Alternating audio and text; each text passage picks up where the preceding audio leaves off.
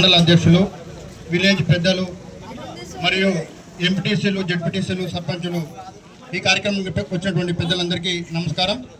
అన్నగారు ఇప్పుడే చెప్పిండ్రు, మందకృష్ణ మాదిగ గారి జన్మదినం అని చెప్పని. ఈరోజు ఇక్కడ మన మాదిగలకు ఎన్నో రకాలుగా అవమానాలు పడినటువంటి ఈ మాదిగ కులాన్ని ముందుకు తీసుకుపోవడానికి గౌరవనీయులు మందకృష్ణ మాదిగ గారు, ఆయన ఎన్నో రకాల అవమానాలు, బాధలు పడి మన వర్గం ఇన్ని బాధలు పడుతున్నది కాబట్టి మనము ఈ బాధల నుంచి బయటకు రావాలని చెప్పని ముందుకొచ్చిన విషయం మనకు అందరికీ తెలిసిందే. మనము రాజకీయ రిజర్వేషన్ కూడా మనకు రావాలి, మనకు అన్ని రకాలుగా మనకు ముందుకు పోవాలని చెప్పని ఆయన ఎన్నో బాధలు అనుభవించినటువంటి ఆ బాధల నుంచి వచ్చినటువంటి వ్యక్తి మందకృష్ణ మాదిగ గారు. ఒకరోజు మాదిగ అని చెప్పని చెప్తే, అరే మేము మమ్మల్ని మాదిగ అంటవారా అని చెప్పని మన వాళ్ళు చిన్నగా భావించారు.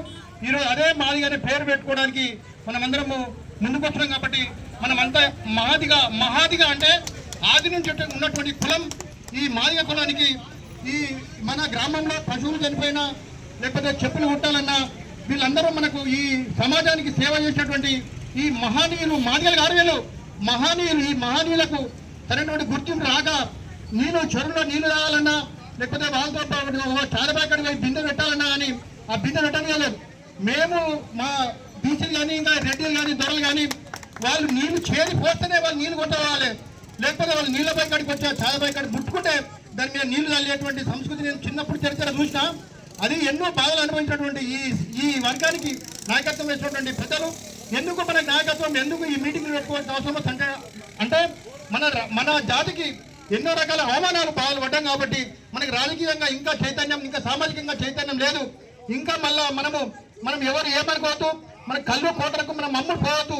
మనము రాజకీయంగా మనకు వాటా ఇచ్చినప్పుడే మన అందరితో పాటు మనము ఆత్మగౌరవంగా బతకాలని చెప్పని, కళ్ళు కోటలకు మనం అమ్ముకోవద్దని ఓటని చెప్పని, ఓటు అమ్ముకోవద్దని చెప్పని నేను మనస్ఫూర్తిగా కోరుకుంటున్నాం. ఒకరోజు గౌరవనీయులు అంబేద్కర్ గారు పార్లమెంట్కి వెళ్ళి అక్కడ బయటకు వచ్చి ఒక విషయం ఆయన సంతోషంగా నిలబడి చర్చిస్తున్న విషయం చూసినటువంటి ఒక అగ్రకులం చెందినటువంటి ఒక ఎంపీ గారు వచ్చి ఏమైనా అంబేద్కర్ గారు బాగా సంతోషంగా అని చెప్పని అడిగితే, అప్పుడు అంబేద్కర్ గారు, అమ్మ మేడం, మేము మా పేద వర్గాలకు అందరికీ నేను ఒక ఓటు హక్కు అనేటువంటి ఆయుధం కల్పించిన, దాంతో మా వాళ్ళు ఓటు వేసుకొని మేము రాజకీయాల్లో కొత్తామని చెప్పని మేము అంబేద్కర్ గారు ఆ అమ్మకు చెప్పడం జరిగింది.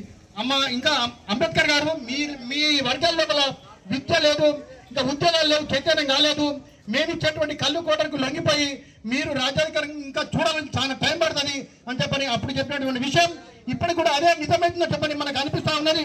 అందుకోసం ఎవరు డబ్బులు ఇచ్చినా, ఎవరు కళ్ళు రాయించినా, కోట రాయించినా ఓట్లు అమ్ముకోవద్దని చెప్పని మన ఓట్లు మనం వేసుకొని అంబేద్కర్ కళ నిజం చేయాలని చెప్పని ఈ మాదిగ సోదరులకు, ఎస్సీలకు, బీసీలకు, అణగారిన వర్గాల కులాలకు అందరికీ నేను మనం చేసుకుంటున్నా. ఈ ముందుకు వచ్చినటువంటి పెద్దలకు అందరికీ, ఈరోజు కార్యక్రమం చేసిన పెద్దలకు అందరికీ ధన్యవాదాలు తెలియజేసుకుంటూ ముగిస్తున్నా.